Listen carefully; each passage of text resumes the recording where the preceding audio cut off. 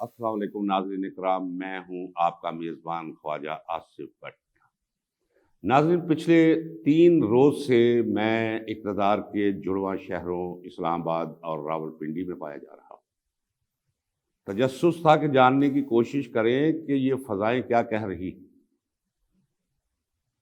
मुजव्वज़ा इंतख़ाबात में फ़क़त 1 महीना और 5 दिन बाकी रह गए।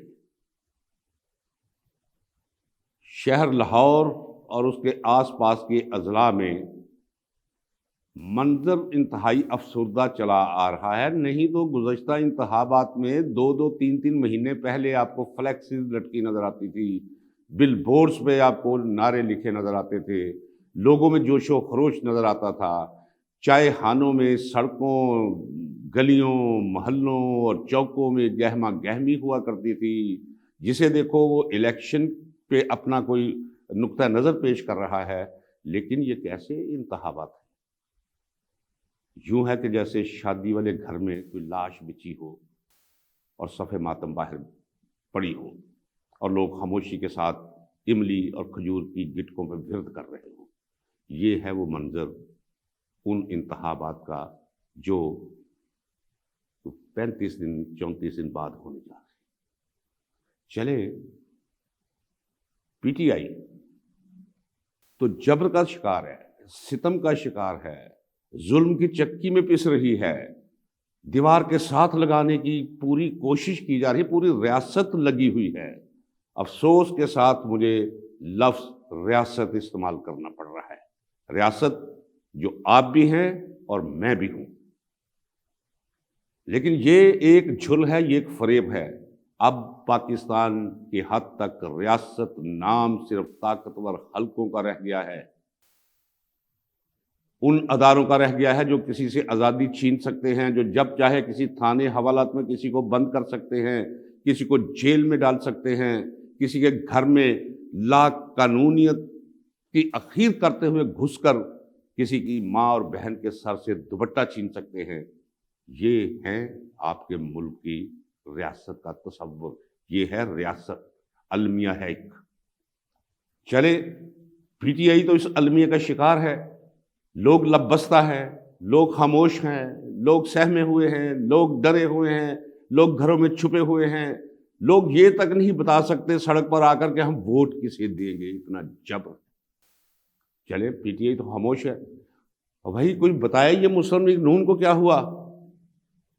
इनके उम्मीदवार देखे, अपने अपने इलाकों में देखे, सूबाई असम्बलियों के जिन्हें टिकट मिले हैं या मिलने की तवक्कात हैं, जो एमएनएस का इलेक्शन लड़ने जा रहे हैं, जो पहले भी एमएनएस रह चुके हैं, वजीर रह चुके हैं, इन इंतखाबात में उनके चेहरे पर रौनक की बजाय एक जर्दी फैली हुई है, एक अफसरदगी फैली हुई है, एक खौफ उनकी आंखों से झलक रहा है। ये खौफ कैसा खौफ है?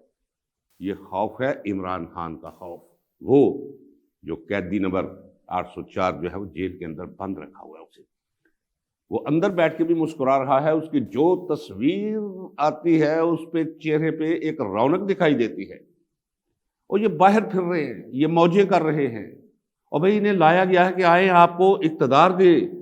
कुर्सी ने सामने नजर आ रही थी, लेकिन इनके चेहरों पे वीरानी है, अफसुर्दगी है, खौफ है, डर है।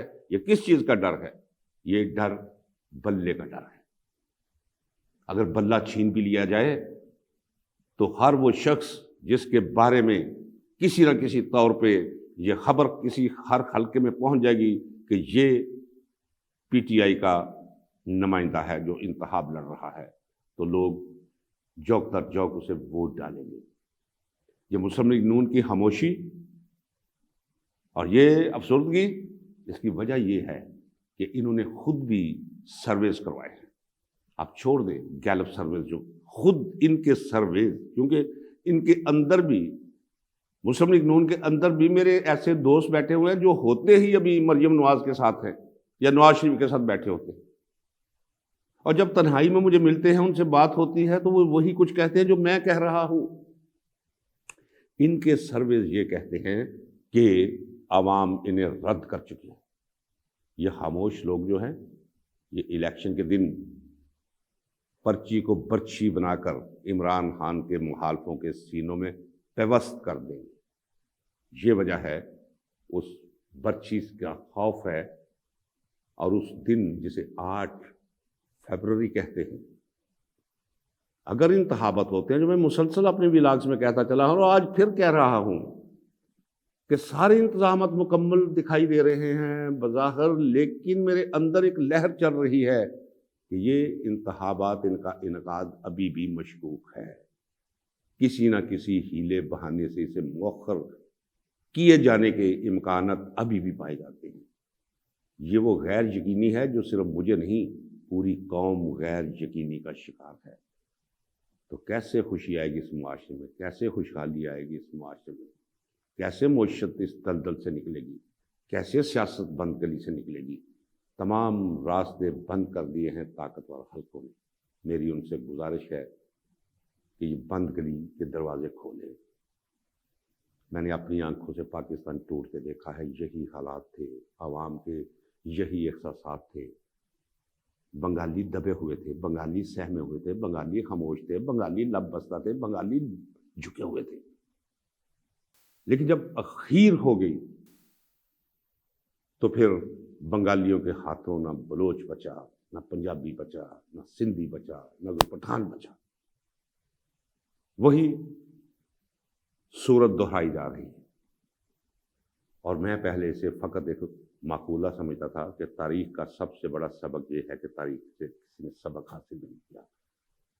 آج تو یوں لگتا ہے کہ یہ عملی تفسیر بن کر جو ہے جملہ میرے سامنے کھڑا ہے کہ تاریخ سے واقعی انسان نے کبھی سبق نہیں سیکھا، اور بالادست اور حکمران طبقوں نے تو کبھی بھی نہیں سیکھا۔ خوف اور خطرے کی گھنٹی بج رہی ہے۔